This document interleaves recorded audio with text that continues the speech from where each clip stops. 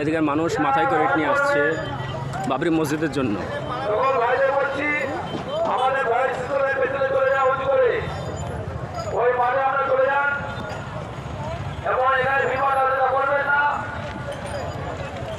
একটা ভাই বদনা নিয়ে এসছে বাবরি মসজিদকে দান করার জন্য।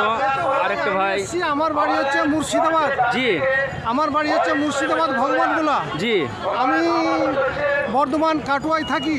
জি, ওই যে বদনাগুলো ছেলেটার হাতে দেখলেন, ওটা আমি দিলাম আল্লাহর রাস্তায়। আর এই ইটগুলো আল্লাহ পাক কবুল করুক। আপনি 10টা ইট নিয়ে আসছেন দেখছি বাবরি মসজিদের জন্য। জি, আমি সকালে আল্লাহর কাছে নিয়ত করেছি আমি আর শুক্রবার নামাজ এখানে পড়বো।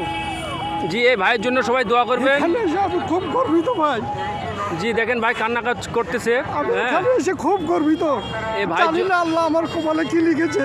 জি, আল্লাহ আপনার দান কবুল করবে ইনশাআল্লাহ। আমি খুব খুশি ভাই, এখানে আমার মতো খুশি এই পৃথিবীতে কেউ হয়েছে কিনা বলতে পারবো না। আর জি, আল্লাহ আমাকে খুবই ভালোবেসেছে। আল্লাহ আল্লাহ আমার সব বিপদ থেকে রক্ষা করে ভাই। আল্লাহ এমন কোনো বিপদ নেই যে আমার রক্ষা করে না। হ্যাঁ, ঠিক আছে। আমি খুব খুশি ভাই। আমার জি, সব পরিবার ভাইকে সাপোর্ট করবেন, ভাইয়ের জন্য দোয়া করবেন। ইনি অনেক দূর থেকে আসছে, মুর্শিদাবাদ লালবাগ থেকে আসছেন।